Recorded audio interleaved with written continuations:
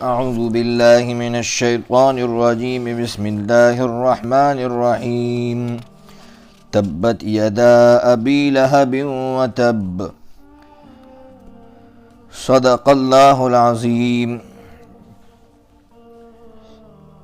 آپ سب سمجھ گئے ہوں گے کہ آج کے سبق میں سورہ لہب کی تفسیر ہوگی۔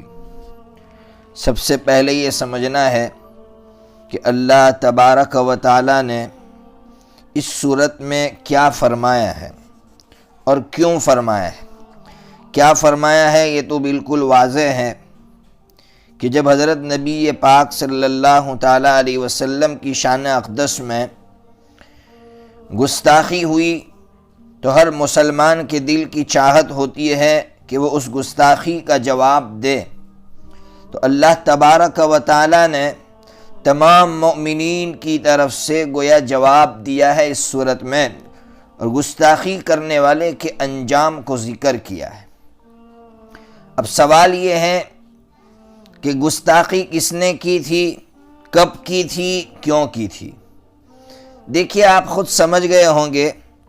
سب سے پہلے تو ایک بات یہ سمجھیے کہ اس صورت میں میرے آقا کی شان جھلکتی ہے کہ میرے آقا کا مقام اور میرے آقا کی شان کتنی بڑی ہے کہ جب میرے آقا کی شان میں کوئی گستاخی کرتا ہے اللہ تبارک و تعالی جواب دیتے ہیں، اور صرف جواب نہیں دیتے بلکہ قرآن مجید کا حصہ اس کو بنا دیتے ہیں۔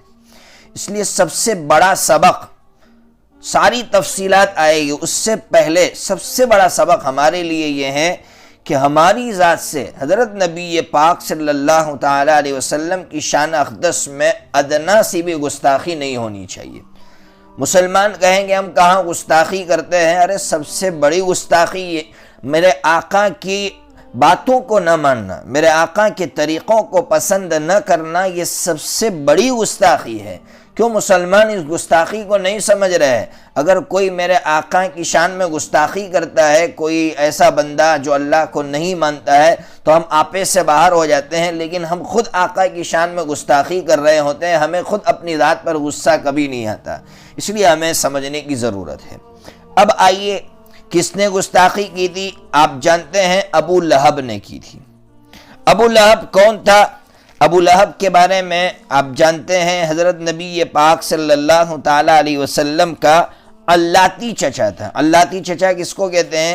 کہ حضرت نبی پاک صلی اللہ علیہ وسلم کے جو والد تھے عبداللہ، اور وہ دونوں کے باپ ایک تھے لیکن ماں الگ الگ تھی۔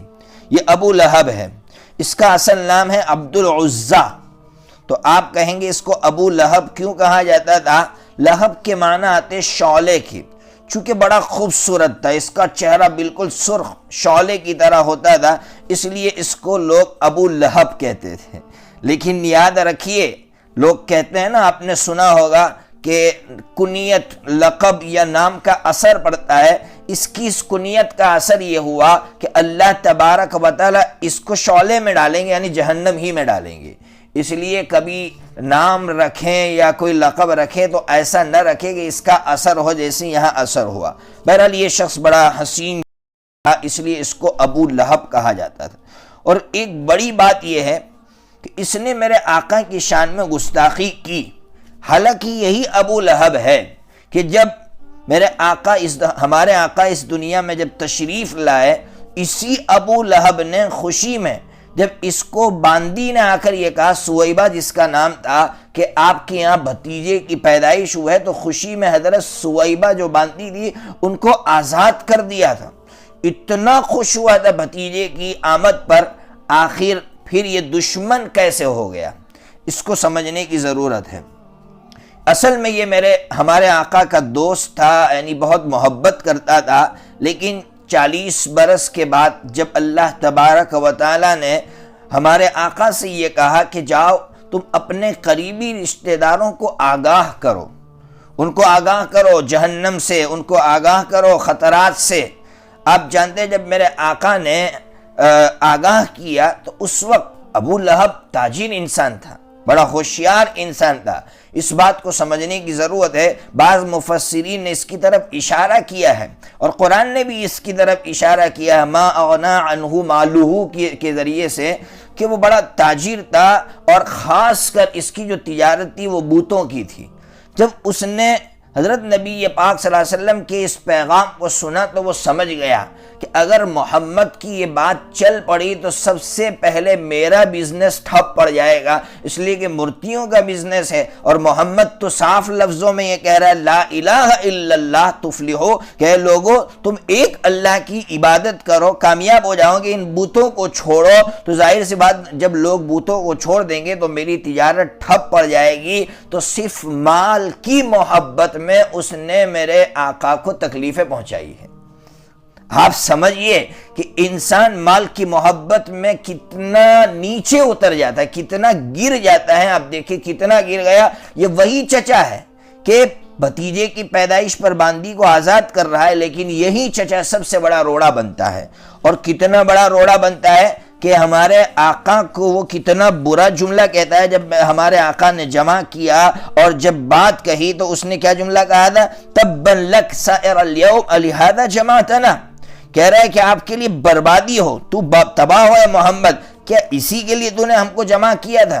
آپ سمجھ رہے، اور اسی پر اکتفا نہیں کیا بلکہ صحیح ابن خزیمہ کی جو روایت ہے حضرت طارق ابن عبداللہ محاربی رضی اللہ تعالیٰ عنہ کی، وہ تو کہتے ہیں کہ ایک جو ہے میں ذوالمجاز کے بازار میں نے ایک شخص کو دیکھا، اور شخص سے حضور پاک صلی اللہ علیہ وسلم مراد تھے کہ وہ جہاں میلہ لگتا، بازار عکاظ مشہور بازار ہے، جہاں میلہ لگتا وہاں پہنچ جاتے ہیں اور لوگوں کو جو ہے اللہ کی توحید کی طرف بلاتے ہیں۔ وہ فرماتے ہیں کہ میں نے ایک شخص کو دیکھا، یعنی ابو لہب کو دیکھا کہ یہ حضور کے پیچھے پیچھے جاتا اور جو ہے لوگوں سے کہتا کہ یہ پاگل ہے، دیوانہ ہے، حتیٰ کہ یہ پتھر مارتا۔ آپ سوچئے کہ پتھر مارتا۔ ایک مرتبہ ایسا ہوا کہ حضور کی جو ایڑی مبارک تھی، ایڑی مبارک زخمی ہوئی، ٹخنے زخمی ہوئے، اتنے گھناؤں نے کام کیا کرتا تھا۔ کیوں کرتا تھا؟ آپ کو بتلا دیا کہ یہ اس لیے کرتا تھا کہ اس کو جب سمجھ میں آ گیا کہ محمد کا یہ مشن اگر آگے بڑھ گیا تو میری تجارت ٹھپ پڑ جائے گی۔ اس لیے لوگوں سب سے بڑا سبق ہمارے لیے یہ ہے کہ مال کی محبت میں اتنے بھی نہ گر جائے کہ سچائی کا انکار کرنے لگے، سچائی کو اگنور کرنے لگے۔ اتنا بڑا جھوٹ آپ سمجھ سکتے ہیں یہ کتنی گری ہوئی حرکت ہے۔ اللہ اس سے پورے امت کی حفاظت فرمائے۔ بہرحال جب اس نے یہ میرے آقا کی شان میں گستاخی، اور اتنی نہیں، اور آگے بڑھو، سب پڑھ چکے ہیں، آپ لوگ سب جانتے ہیں کہ اس نے اپنے 2 صاحبزادوں کی منگنی کر رکھی تھی، حضرت جو ہے رقیہ اور حضرت ام کلثوم رضی اللہ تعالیٰ عنہما سے، لیکن دونوں بیٹوں سے کہا کہ ان کو طلاق دے دو۔ نکاح کر رکھا تھا، اس نے کہا ابھی ملاپ نہیں ہوا تھا، کہا کہ طلاق دے دو۔ دونوں بیٹوں نے طلاق دے دی تھی، لیکن اس میں جو چھوٹا تھا اس نے تو صرف طلاق نہیں دی تھی بلکہ اس نے تو گستاخی کا معاملہ کیا تھا۔ ہمارے آقا حضرت محمد صلی اللہ تعالیٰ علیہ وسلم کے چہرے انور پر تھوکا تھا۔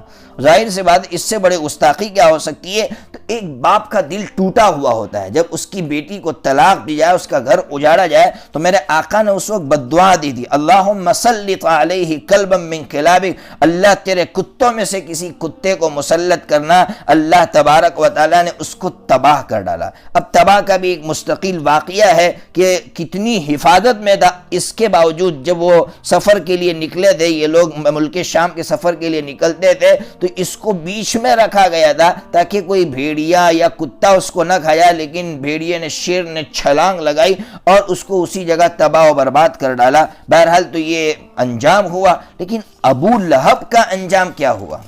قرآن مجید نے بیان کیا ہے ابو لہب کا انجام کیا ہوا، یہ سمجھنے کی ضرورت ہے اور اس سے سبق لینے کی ضرورت ہے کہ میرے آقا کی شان میں اگر گستاخی ہوگی تو اللہ تبارک و تعالیٰ اس کا انجام کیا کرتے ہیں۔ آپ جانتے ہیں سن ہجری 2 میں غزوہ بدر پیش آیا تھا، ابو لہب اس میں گیا نہیں تھا، بزدل تھا، بس گھر پہ بیٹھا رہا، مارے ڈر کے شریک نہیں ہوا تھا، اور اپنی جگہ جو ہے ابو جہل کے بھائی کو رقم دے کر بیچ دیا تھا۔ غزوہ بدر ختم ہوا، چند ہی دنوں کے بعد مکہ کے اندر ایک بیماری پیدا ہوئی تھی، چیچک کی طرح بیماری، دانے نکلتے تھے جس کو عدسہ کہا جاتا تھا۔ یہ بیماری نکلی، ظاہر سی بات ہے اس بیماری میں وہ لوگ، یہ ظاہر سی بات ہے آج بھی ہمارے یہاں یہی نظریہ ہے لوگوں میں کہ یہ بیماری متعدی ہوتی ہے، پھیلتی ہے، تو لوگوں نے اس کو ایک کمرے کے اندر ڈال دیا۔ جب ایک کمرے کے اندر ڈال دیا، کوئی اس سے تعلق نہیں رکھتا تھا، اسی حالت میں اس کی موت واقع ہو گئی۔ اب مسئلہ یہ تھا کہ اب اس کو گڑھے میں قبر میں ڈالا کیسے جائے، تو کچھ حبشی غلاموں کو خریدا گیا، پیسے دیے گئے اور پیسے دے کر ایک بڑی لکڑی کے ذریعے اس کو جو ہے گڑھے کے اندر پھینک دیا گیا۔ اللہ تبارک و تعالیٰ یہ سبق دے رہے ہیں کہ میرے حبیب کی شان میں اگر گستاخی کرو گے تو دنیا کے بڑے سے بڑے سردار ہونے کے باوجود بھی تمہارا انجام یہ ہوگا۔ تو بہرحال قرآن مجید نے پوری تفصیل بتلائی ہے کہ اگر آپ اس طرح میرے حبیب کی شان میں گستاخی کرو گے تو اس طرح تمہارے ساتھ بھی برتا جائے گا۔ اب جو مدرسے کے جو طلبہ ہیں، میں ان سے کہتا ہوں کہ جو ہے آپ کتاب کی طرف دیکھیے، آپ کو کچھ چیزیں سمجھنی ہے، باقی تو پوری تفصیل میں نے، ہاں ایک بات اور رہ گئی ہے کہ ابو لہب صرف وہی حضور کی شان میں گستاخی نہیں کرتا تھا، بلکہ ابو لہب کی جو بیوی تھی جس کا نام اروا تھا، ام جمیل اس کو کہا جاتا تھا، ابو سفیان کی بہن تھی، وہ بھی بڑے خطرناک کام کیا کرتی تھی۔ کیا کام کیا کرتی تھی؟ رات کو حضرت نبی پاک صلی اللہ تعالیٰ علیہ وسلم کا گزر جس راستے سے ہوتا تھا، وہاں وہ ببول کی جو کانٹے والی لکڑیاں ہوتی، وہ لکڑیاں وہاں رکھ دیتی تھی تاکہ جب حضور صبح میں وہاں سے گزرے تو کانٹے چبھے۔ یہ اس طرح کا کام کیا کرتی تھی، لیکن قرآن مجید نے کہا فی جیدہا حبل من مسد۔ اب اس کا بھی انجام کیا ہوگا؟ اس کے انجام کے تعلق سے ایک تفسیر تو یہ ہے کہ اس دنیا ہی کے اندر اللہ نے سزا دے دی۔ کیا سزا دے دی؟ کہ وہ لکڑیاں جو باندھ کر لاتی تھی، اس کی جو رسی ہوتی تھی، وہ رسی ایک مرتبہ اس کے گلے میں پھنس گئی اور وہی پھندا بن گئی اور اسی کے ذریعے سے اس کی موت واقع ہو گئی۔ اللہ کی پناہ، آپ کسی کے بارے میں برا سوچتے ہیں، کسی کے ساتھ آپ برا سلوک کرتے ہیں، تو آپ مت بھول جائیے کہ اللہ تبارک و تعالی ہے، ہاں اللہ ہے، اللہ تبارک و تعالی اسی چیز کے ذریعے تمہاری تباہی کا سبب بنائیں گے۔ دیکھیے وہ رسی کا استعمال کرتی تھی میرے آقا کو تباہ کرنے کے لیے، اللہ تبارک و تعالی نے اسی رسی کو اس کی تباہی کا ذریعہ بنا دیا۔ جیسے ہمیشہ میں کہا کرتا ہوں کہ فرعون پانی کے سامنے دیکھ کر یہ کہہ رہا ہے کہ یہ پانی تو میرے حکم سے چل رہا ہے، ارے یہ تیرے حکم سے چل رہا ہے، یہ تو اللہ کے حکم سے چل رہا ہے۔ اللہ کو اتنا غصہ آیا کہ اسی پانی میں اس کو غرق کر دیا۔ اس لیے اللہ کی نعمتوں پر اترائیے مت اور کسی کو تباہ اور برباد کرنے کی مت سوچیے، ورنہ حالت یہ ہوگی۔ ایک مطلب تو یہ فی جیدہا حبل من مسد، اور دوسرا مطلب یہ کہ یہاں نہیں، آخرت کے اندر اللہ تبارک و تعالی اس کو یہ سزا دیں گے۔ ظاہر سی بات، اس کے اور بھی مطالب جو ہیں علماء کرام نے بیان کیے، مفسرین کرام نے الگ الگ کہ فی حمالۃ الحطب کا کیا مطلب ہے، وہ لکڑیاں اٹھاتی تھی۔ ابھی میں نے آپ کو جو راجح مطلب تھا وہ بیان کر دیا۔ اب میں طلبہ سے کہوں گا کہ طلبہ اب کتاب کی طرف دیکھیے۔ سب سے پہلے تو وَتَبَّ، آپ جانتے ہیں یہ جملہ جو ہے بددعائیہ جملہ تھا اور اس کو ماضی سے تعبیر کیا گیا، کیوں؟ یہ یقین دلانے کے لیے کہ یوں سمجھو کہ یہ کام ہو گیا، جیسے کہتے ہیں جزاک اللہ۔